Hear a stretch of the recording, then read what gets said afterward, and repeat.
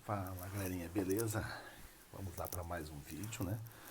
Tá com um pouco de luz aqui do sol, é bem cedinho, né? Então o sol bate bem de frente aqui.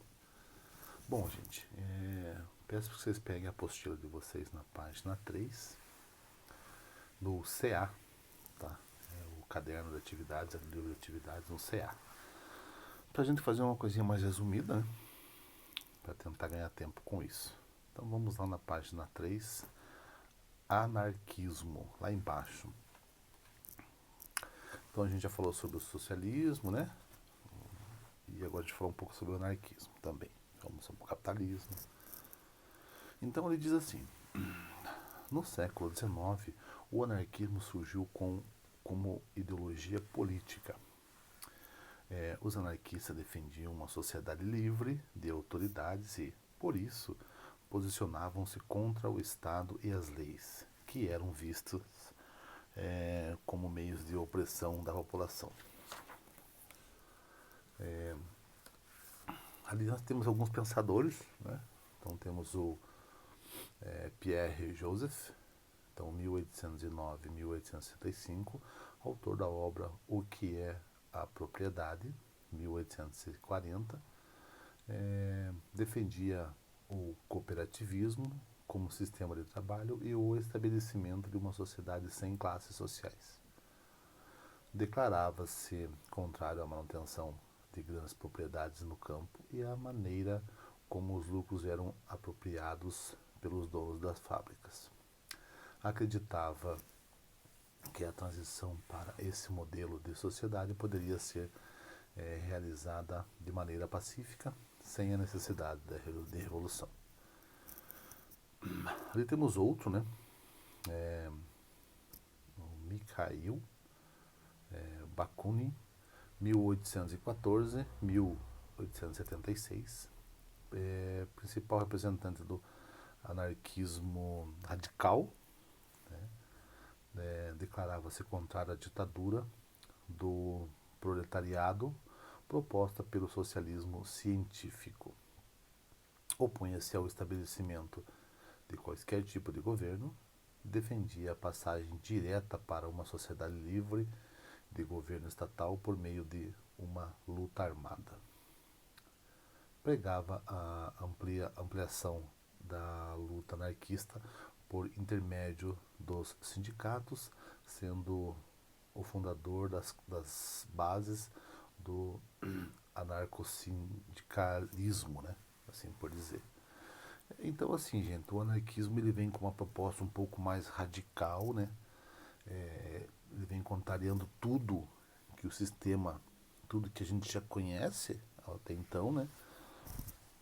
Que era conhecido até então. E o sistema, então, quer dizer que o governo não participa, não existe uma participação do governo em nenhum dessas ideias anarquistas. Então,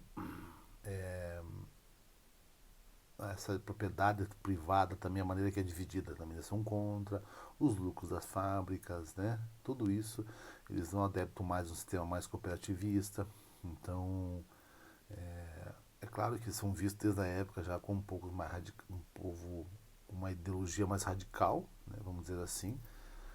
E confronto armado era bem constante também nessas revoltas, né? Anarquistas.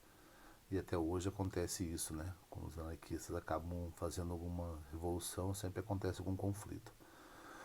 Mas, de modo geral, é um sistema de pensar, é uma maneira de pensar deles, né? Eu acho que tudo isso tem que ser respeitado, assim como o socialismo e o liberalismo também, tá? Ali para baixo nós temos também o nacionalismo, tá?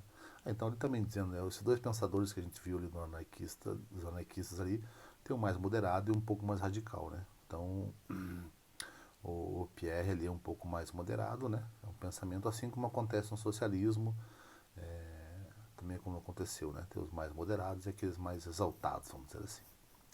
Então, o nacionalismo, ali embaixo, durante a segunda metade do século XIX, a instabilidade política e o aumento das revoltas populares fomentaram o desenvolvimento de ideias nacionalistas. O nacionalismo instiga um sentimento de unidade entre aqueles que se encontravam sob o mesmo governo ou que compartilhavam de determinados vínculos culturais, como a etnia ou a língua. Então, o Congresso de Viena, 1814-1815, princípio da legitimidade, dinastias destituídas do poder por Napoleão Bonaparte voltariam a governar. As fronteiras políticas deveriam voltar a ser como eram antes das campanhas napoleônicas. Diferentes populações subjugadas a uma mesma unidade nacional. Então, assim, essa ideia do nacionalismo, né, onde você se identifica por uma língua, por cultura, né, começou a ficar muito forte também nesse período e essas populações começaram a se identificar, né, e também começou a subjugar as que não eram da sua etnia, da sua cultura ou da sua da sua genealogia, né? Então começou a se julgar também. Tá? Então o nacionalismo ficou em alta nesse período também do século XIX. Então a doutrina social da igreja lá embaixo. Então os movimentos ideológicos do século XIX criticaram arduamente o não posicionamento da igreja católica em relação ao sistema capitalista e à exploração dos trabalhadores. Então uma crítica que a igreja católica não se posicionava contra o capitalismo, até claro porque o capitalismo também ajudava muito a igreja, né, financeiramente falando, nesse sentido. Em resposta, a igreja posicionou-se pedindo aos patrões que baseassem suas relações de trabalho nos princípios básicos do cristianismo e de empatia, de amor ao próximo. Então, foi ali que ela quis dizer que tinha que se basear dentro do que o cristianismo pregava, né? E que tinha que ter amor ao próximo e assim por diante. Em relação ao socialismo, a igreja manifestou-se contrária, pois defendia a manutenção da propriedade privada. Já contra o socialismo, ela já queria que as pessoas preservassem a propriedade privada. Então, ela se manifestou contra. Bom, meus queridos, aqui a gente encerra essa unidade, tá? A gente vai lá para a unidade 14, na página 8 mesmo. Então, ali é Europa, movimentos do século XIX, né? Então, temos ali as ideias emergentes do século XIX que criticavam o modelo econômico estabelecido pelo sistema capitalista, serviram de base para os movimentos sociais que eclodiram na época. Assim, essas ideias foram responsáveis por profundas mudanças no contexto social e político europeu. Movimento operário. Então, a gente falou um pouquinho sobre o movimento operário. Temos ali embaixo, em cima tem um quadradinho ali bem bacana do lado da imagem ali, né? O fortalecimento da industrialização contribuiu para a consolidação do capitalismo industrial e para a ascensão dos proletariado como grupo social. A imposição de extensivas horas de trabalho com o precário acesso à alimentação e à saúde ocasionou o fortalecimento de movimentos que reivindicam melhores condições de trabalho. Então, claro que com isso, as condições de trabalho dos operários, né, na parte industrial, na Revolução Industrial, elas foram bem difíceis. Então, com isso, impulsionou movimentos, né, movimentos em prol do operário, reivindicações de melhores condições de trabalho, melhores horas de trabalho, menos horas de trabalho, salários mais justos e assim por diante. Bom, ali temos o ludismo. Foi um movimento organizado por Ned Ludd em 1779, em que operários destruíram máquinas como forma de protestar contra o desemprego e as condições precárias de trabalho. Então o ludismo foi assim. O ludismo veio com a ideia e a maneira de protestar destruir essas máquinas, né?